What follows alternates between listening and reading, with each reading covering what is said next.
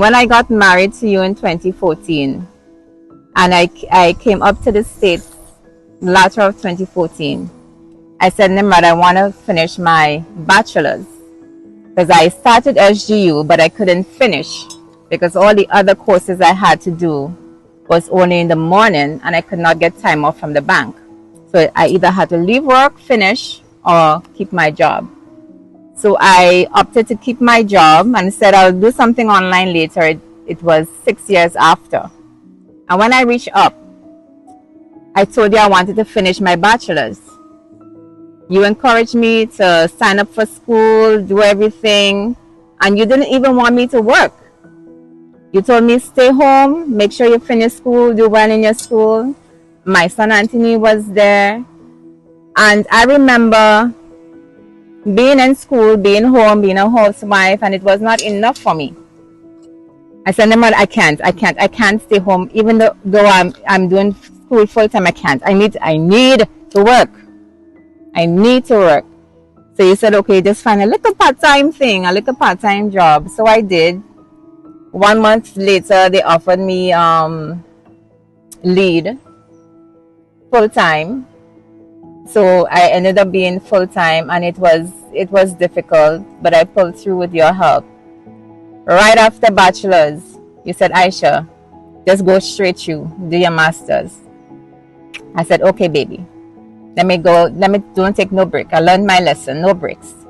Go master's right through. 2019 come. Well, you missed one part in that, and I know 2019 is very emotional for you, but you missed one part.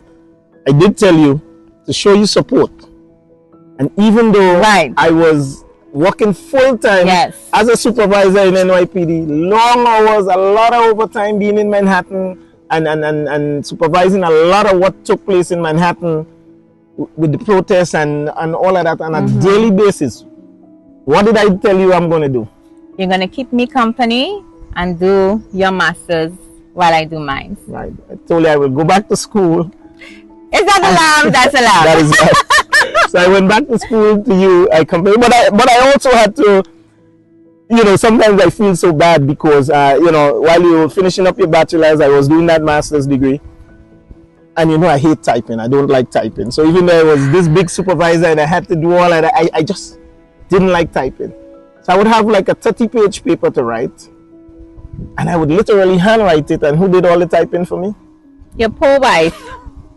Your darling poor wife. But that's not part of the story. The important part of the story was, so let's say I had 3 weeks to write this paper, 30-page.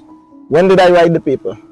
The same night. Before it's due, right? The same night, Nimrod. But what grade can you start a paper the same night, Nimrod? What grade are you still getting all the papers? I don't know how you used to get those A's. I don't know how you used to get those A's the same night.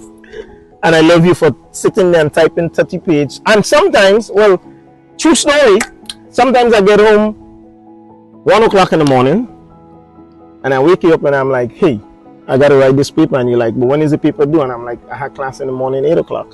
I'm like, Nimrod, come on, man. Come on, Nimrod. But you were very supportive. And, going back to... But she worries about them doing teaching. And now you worry about Don't go there. But I did 90% of the cooking, right? I enjoyed cooking for you. Yes, but I did 100% of the cleaning. Oh boy. So come again. But 2019 I know was, and that's when I saw your strength and your resilience, because as you said, 2019 came around, you were pregnant. Oh, that was a tough year, boy. You were pregnant, and during that pregnancy, you were doing your master's degree. At that time, you was finishing up your master's degree. But your sister, Dr. Colin Callies, got sick. That wasn't even the beginning. I had a good friend that passed Yes, your very good friend Sherry passed away at the beginning. 2018. In 2018. Was 2 friends early 2019. August was due in August 2019. My grandmother passed away the week before I was due. My sister was sick. She was in the same hospital I wasn't. So I was upstairs in maternity. She was downstairs. in the cancer ward. So your grandmother passed, and I was begging you to take some time off from school because it was a lot to deal with, and you insisted that the end is in sight. And even though I lost my grandmother and my sister, they gave her 2 days to live. And I remember we going to the doctor, and I had to tell the doctor, because Rodney, maybe that's why I get so much trouble. He was a week past due. Rodney was a week past your due date. Yeah. And I started to get worried. And I remember the morning we went, and I said to the doctor, we got to do something. And he goes, what do you mean? I'm like, listen, she just lost her grandmother a week ago. Her sister has literally like 3 days to live, stage 4 cancer. She's a medical doctor. We had some other family tragedies. And he says, no, we got to do something. And straight from the doctor's office, he sent us to the hospital. And you weren't even dilated because your body was under stress, even though you was not thinking it. And the doctors did what they had to do. Very good hospital out in Long Island. And Rodney was born later that same day. Carnival Friday, you remember that? Carnival Friday. Rodney was born on Carnival I'm looking Friday. at Juve, YouTube on the So now we know why he's giving so much trouble. Carnival Friday 2019. And we were extremely happy. The very next day, they did the right thing. They brought your sister up from downstairs. She got to hold So she got to hold Rodney. She got to see Rodney before she died. Thank goodness we took a picture of that. Yeah. So that I know that was very emotional for you, dealing with all of that loss. And so Rodney born August 2019. Your sister was buried in September 2019. So Rodney actually got on the plane at 3 weeks old. Yeah. And came to Grenada for the funeral. First flight, 3 weeks First flight, old. he was 3 weeks old. But listen, I always tell people in my family, if it's one person I know I could count on, if anything happens to any one of my family, it's you. Well, I had the job I was in, NYPD was good, and my bosses were very supportive. They allowed me to do what I had to do to take care of my family. So my chief at the time, Chief McCarthy. Well, he's a good man. He and really Inspector Highland, I'm thankful to Inspector Highland and Inspector Cobbesawyer.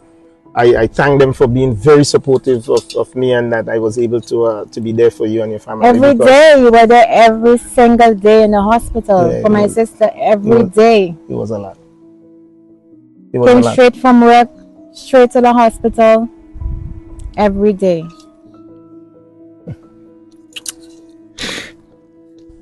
Thank you. I know you would do the same for me. Because when my mom got sick, she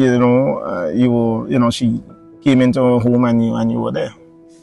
So I know you would do the same for me. But remember, I used to call her mommy too. So right. we had gotten really close, and she was like a mother to me also. And not to make your other sisters jealous, but Dr. Colin Callis was actually my favorite sister. You tell each one of them that. Tell each one of them that. The 4 sisters, no, you're a very beautiful family. Very beautiful family. I love all my sister-in-laws. But that was it. And, little Rodney came. And then later on that same year, the tragedy continued, where my nephew died unexpectedly on the military base at age 25. So I think 2019 was probably one of the most trying year for us, right? It was very trying. I think we had 7 deaths. A lot of 7 deaths, close family. And my cousin in Canada with her and her children. Yeah, in the fire. In the fire. Yeah. All of them. Yeah, so it was very tragic 2019. And that was right before the pandemic. And then 2020 rolled around. Wow. And we have the pandemic. And and believe it or not, I think we need to let the people know that while I was working in NYPD, being out there in the street, and Rodney was secured with you at home, but somehow Rodney still able to catch COVID. Able to catch COVID twice. I have no idea. You never got it. I never got it. But Rodney tested positive for COVID twice, and he never left the house. Everybody else in the house tested. So, everybody was negative. So I think we should let the people know that Rodney giving trouble now. Not just